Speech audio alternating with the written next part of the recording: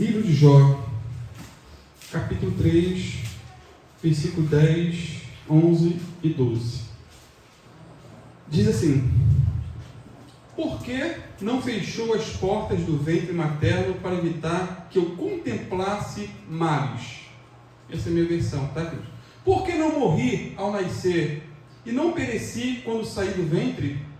Por que houve joelhos para me receberem e seios para me amamentarem? Apenas aqui, queridos. Senhor, essa é a Tua palavra. Precisamos, Senhor, ouvir a Tua voz. Precisamos de direção, Pai. Nesses momentos, muitas vezes de dor, que enfrentamos, como Jó enfrentou. Ajuda-nos, Senhor, no nome do Teu Filho Jesus. Amém. Queridos, na hora da dor, a primeira pergunta que nos vem à mente é: por quê? Por quê? Por que eu nasci? Por que isso aconteceu justamente comigo? Por que eu fiquei doente? Por que minha mãe, meu pai ou um parente próximo morreram tão novos? Por que eu fiquei desempregado? Por que Deus permitiu essa tragédia na minha família? Por que Deus não ouviu as minhas orações? Perguntas, por quê? Outros questionam também dizendo: por que Deus permite que uma criança ela morra na flor da idade de maneira trágica ou por meio de uma doença incurável, enquanto permite a existência de estupradores, pedófilos, bandidos, delinquentes e assim por diante? Por quê?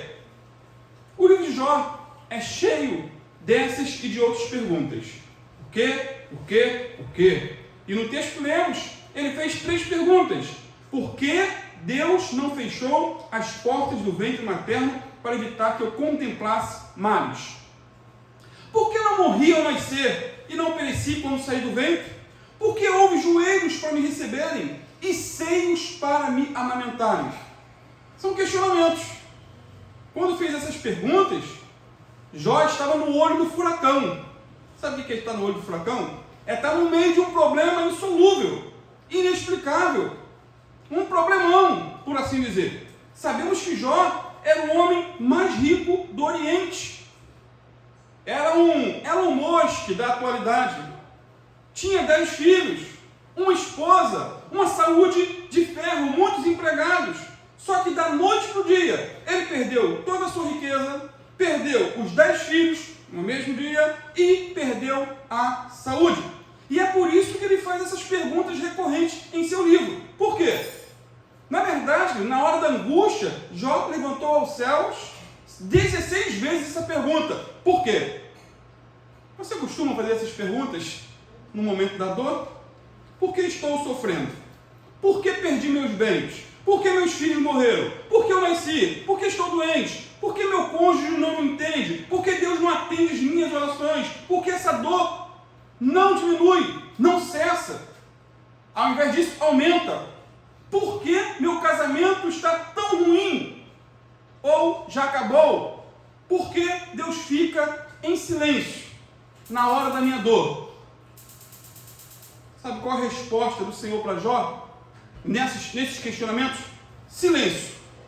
Silêncio total. Pelo menos até o capítulo 37. Porque a partir do capítulo 38, é Deus quem faz perguntas a Jó. Sendo assim, queridos, os porquês se multiplicam em nosso vocabulário, principalmente quando estamos sofrendo. Quando tudo dá errado, as interrogações se multiplicam na nossa mente. O rabino Kirchner escreveu um livro intitulado Quando Coisas Ruins Acontecem com Pessoas Boas. E esse livro foi o resultado de uma situação pessoal que ele viveu. Situação, por demais, dramática. Isso porque seu filho nasceu com uma doença genética grave e rara, chamada progeria. Progeria ou progéria. Essa doença afeta o desenvolvimento e o envelhecimento precoce em crianças. Com 8 anos de idade, o filho desse rabino já estava calvo, sem dentes e com a pele toda enrugada. Aos 13 anos de idade, ele morreu aparentando ter 80. E a grande pergunta é, por quê? Essa foi a pergunta desse rabino. Por que meu filho nasceu assim? Por que ele viveu tão pouco? Por que Deus permitiu isso? Por quê?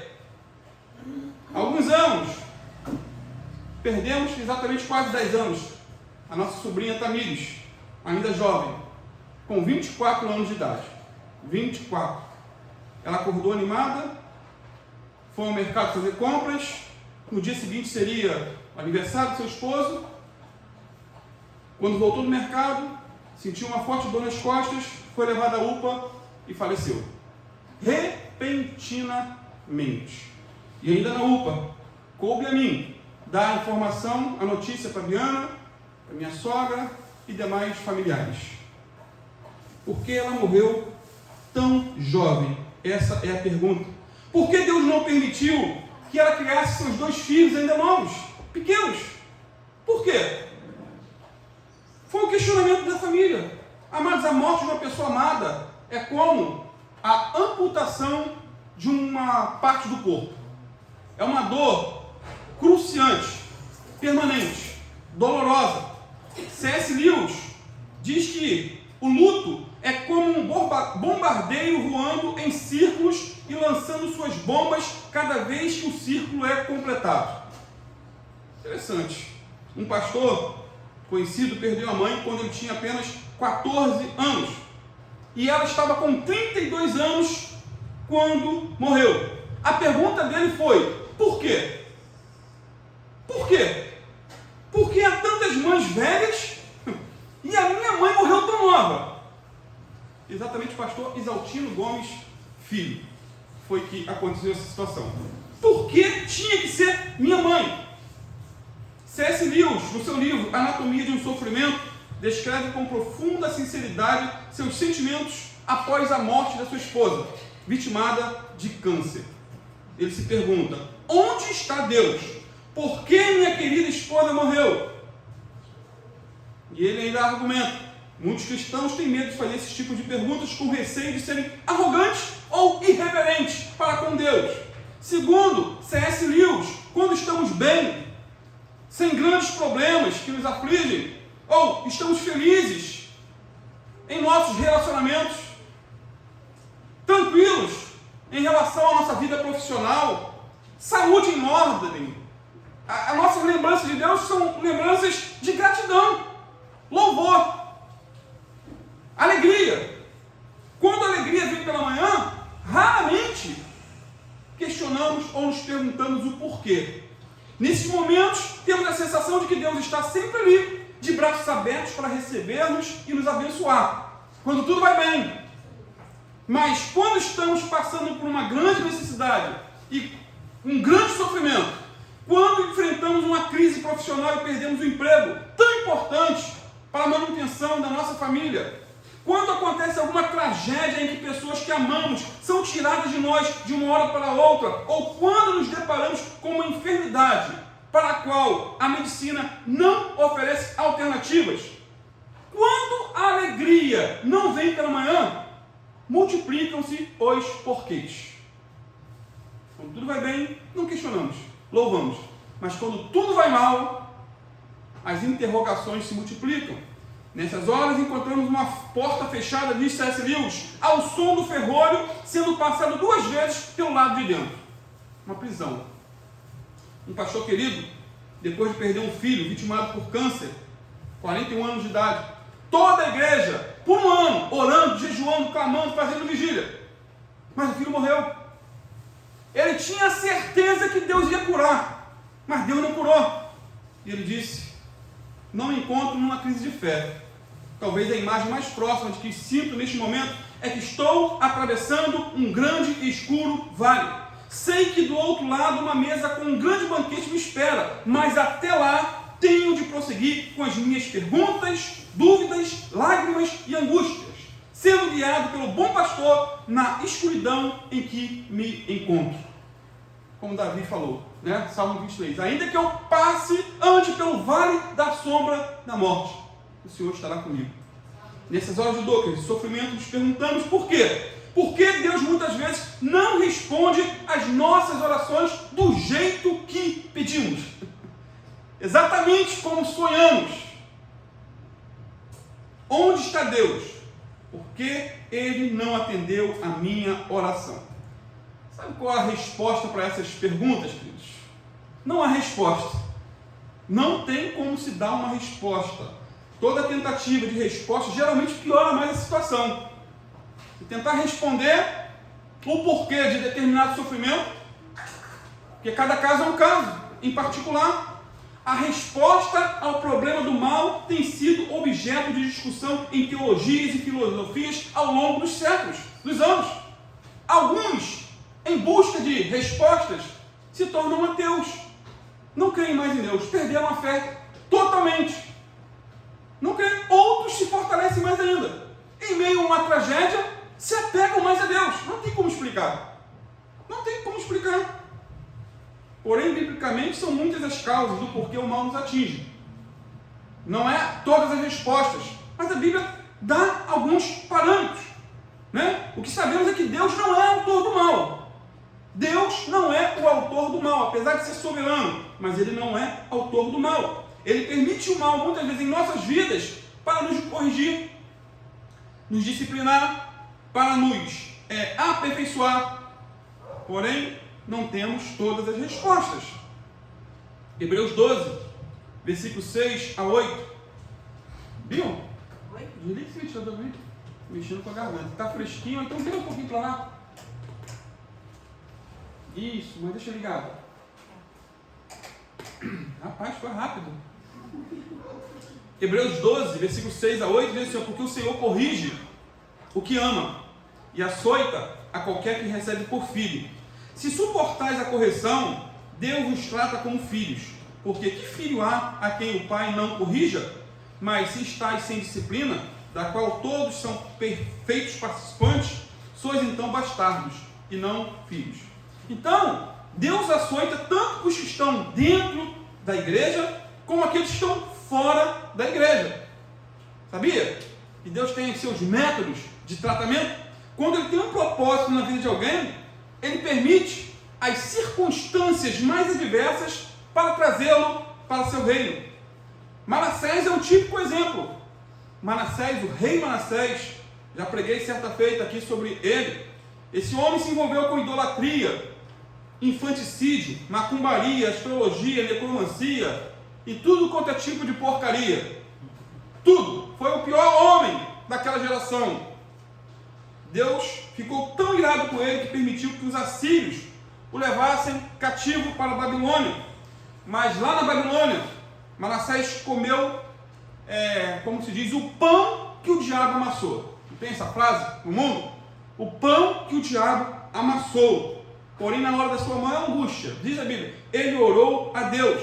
Ele se humilhou na presença do Senhor. Ele clamou por perdão, por restauração. E Deus, que é rico em misericórdia, o restaurou, o perdoou e o trouxe de volta para Jerusalém e restituiu a ele o trono. Porém, nem sempre acontece assim, sabia? Esse é o lado bom. Nem sempre o final é feliz, como foi o caso de Manassés. Quando vemos, eu fui viciado em novelas na minha juventude, das 6, das 7, das 8, tinha o Vale a Pena Ver de Novo e ia embora. Todas as novelas tinham um final feliz, é ou não é? A maioria dos filmes tem final feliz. Porém, a vida real nem sempre é assim. Nem sempre é assim. Agora, o fato do Senhor perdoar Manassés é uma prova cabal de que, diante do arrependimento sincero de um pecador, a riqueza de misericórdia redentora de Deus é infinita. Quando há contrição, desejo de mudança, de volta atrás. Se um dia você chegar ao fundo do poço, lembre-se sempre que Manassés esteve lá e Deus o tirou de lá, porque Ele é poderoso para restaurar a vida de qualquer pecador que se arrepende ou que se arrependa. Manassés, o filho pródigo, são histórias, queridos, vívidas, que nos mostram um Deus de misericórdia. Porém, ele se arrependeu. A parte humana, e Deus tirou ele do poço de lama.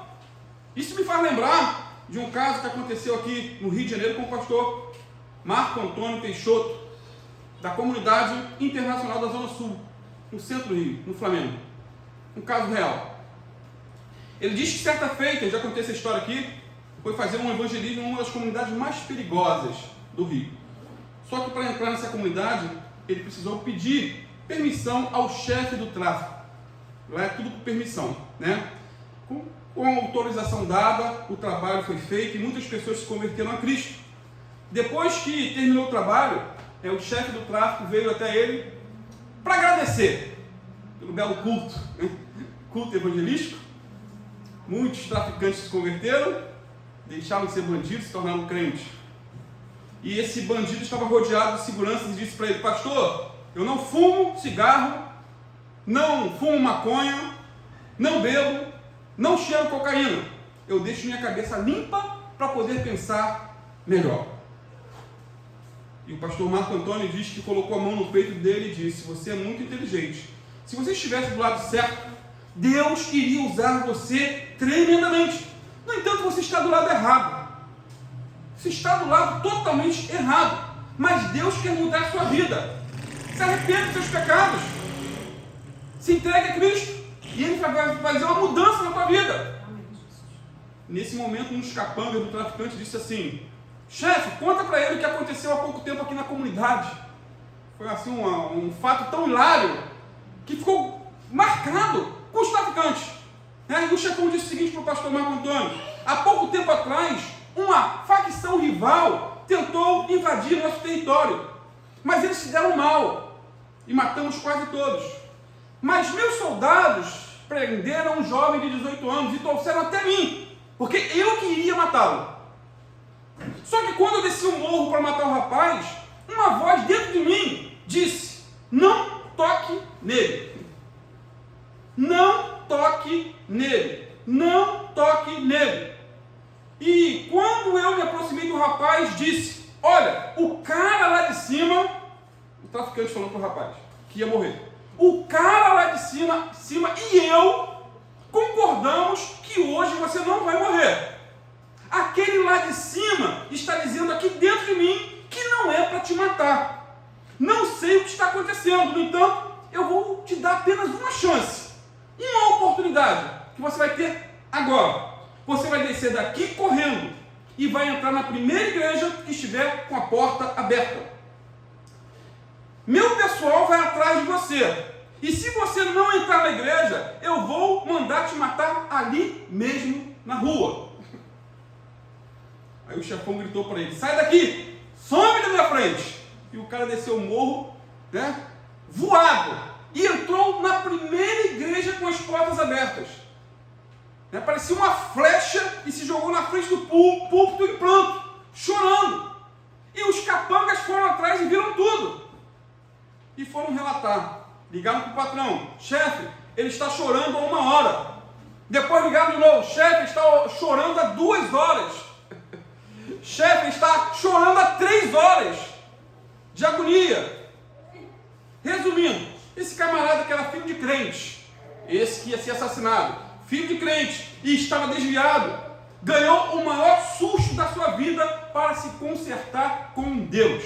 Foi na hora da dor que ele se voltou para o Senhor. Ele precisou passar pelo vale da sombra da morte para ter um encontro verdadeiro com o Senhor. Seus pais intercederam dia e noite para que ele se convertesse e mudasse de vida. E Deus ouviu e atendeu o clamor desses pais. Tempos depois, esse jovem voltou ao morro e pediu autorização ao chefe do tráfico para pregar o evangelho naquela localidade. Ele disse então ao chefe do tráfico que havia se convertido de verdade e agora era um pregador do evangelho. Aí o chefão do tráfico disse para o pastor Marco Antônio: pastor, esse rapaz agora é o nosso missionário aqui na comunidade. Glória a Deus, aleluia. O chefão não se converteu não, mas tinha respeito, pelos pastores. Eu não sei se depois veio a se converter. Então, queridos, Deus muitas vezes permite situações em nossas vidas para nos levar ao conserto, ao arrependimento, como foi esse jovem. Alguns aprendem a lição, outros continuam na desobediência. Esse rapaz teve a vida poupada por Deus, mas nem sempre é assim. Muitas mães, apesar de intercederem continuamente por seus filhos, não são poupadas da dor. E quantas veem seus filhos serem assassinados? E nessas horas, os porquês se multiplicam. Por que que uns tiveram livramento e outros não? Não temos resposta para tudo. Não temos. Um outro detalhe. O mal nos atinge muitas e muitas vezes por causa de um estilo de vida desordenado. Estilo de vida desordenado. Gálatas 6, versículos 7 e 8 diz assim: não erreis. Deus não se deixa escarnecer, porque tudo que o homem semear, isso também ceifará. Porque o que semeia na sua carne, da carne colherá corrupção. Mas o que semeia no Espírito, do Espírito ceifará o quê? A vida eterna. Irmãos, a vida é um ciclo de plantar e colher. Tudo que plantamos, nós vamos colher. Por exemplo, a pessoa bebe da número 1 até 51. Alcoólatra. Qual a colheita? Cirrose hepática. Problemas cardíacos como hipertensão, AVC, câncer de fígado, mama e cólon. A pessoa cheira cocaína dia e noite. Consequência, overdose. Como tivemos próximo a nós, da família, uma situação triste, de uma pessoa muito amada. A pessoa fuma descontroladamente, o que ela colhe? Câncer de boca, pulmão, parada cardíaca. A pessoa dirige imprudentemente, o que ela colhe? Multa, colisão, muitas vezes a morte. É ou não é? A pessoa troca a noite pelo dia, dorme pouco. O que ela colhe? Distúrbios do sono, fadiga crônica, problemas digestivos, alterações hormonais. Irmãos, a gente não tem ideia. Deus fez tudo perfeito. Tudo perfeito. Se você virar a noite pelo dia, você vai ter problemas. Talvez não novo, mas para o futuro. Eu louvo a Deus, eu trabalhei 4 anos à noite. Foi trabalho. Talvez algumas consequências ainda tem, mas eu durmo igual pedra, queridos. Se bobear 8 horas da noite, já estou dormindo, vou até 5 da manhã, 6. Eu louvo a Deus por isso, não troco mais. E é prazeroso, muito gostoso dormir. Então, queridos, quem vive de modo irresponsável e dissoluto está cavando a sua própria sepultura. Quem semeia vento, diz a Bíblia, colhe tempestade. Porém, a palavra de Deus nos instrui em como devemos andar. Lá em Romanos 13, versículo 13 e 14. Andemos honestamente como de dia, não em glutonarias, nem em bebedeiras, nem em desonestidades, nem em dissoluções, nem em contendas e invejas, mas revestivos do Senhor Jesus Cristo e não tenhais cuidado da carne em suas concupiscências. Agora, quando olhamos para a vida de Jó, voltando a Jó, não encontramos uma vida desregrada e muito menos pecaminosa. Porém, ele teve que lidar com a dor na sua forma mais extrema. Não encontramos um beberrão, um fumante. Não, um homem íntegro. Deus elogiou Jó, dizendo que ele era justo e íntegro e se desviava do mal. Então, por que Jó sofreu tanto? Porque ele passou pelo que passou. A única resposta, é soberania divina. Tem coisas que não tem como explicar. Deus é soberano sobre tudo e sobre todos. Ele está sentado em seu trono no céu. Os anjos fazem a sua vontade. E nem mesmo Satanás pode fazer alguma coisa contra o povo de Deus sem a permissão do Senhor. O livro de Jó revela esse fato. É ou não é? Jó era um homem íntegro, reto, temente a Deus. E mesmo assim, Deus permitiu que o diabo lhe tocasse. Ele era o homem mais rico do Oriente, mas da noite para o dia perdeu tudo. Ele tinha uma linda família, mas num só dia os 10 filhos morreram. Ele tinha uma saúde de ferro, mas de uma hora para outra seu corpo se encheu de feridas. Tudo isso aconteceu por uma ação diabólica, com permissão de Deus e com objetivos divinos. Resumindo, Deus permitiu que Satanás afligisse Jó e a sua família para nos ensinar que é possível a um ser humano amar a Deus acima de todas as coisas e que não há situação tão caótica na qual Deus não possa intervir e restaurar. E restaurou a vida de Jó. Que Deus nos guarde de provas como essas que Jó passou. E quando você se questionar pelas situações, meu irmão, talvez você ouça como Jó ouviu, o silêncio de Deus. Mas no tempo certo, as coisas vão se encaixar. Amém? Que o Senhor venha curar o teu coração, o meu coração, nos guardar das frustrações. Porque não sou eu que vou pregar uma mensagem de triunfo, né, vitória, mas nós temos que continuar orando, intercedendo, porque Deus tem o melhor para nós.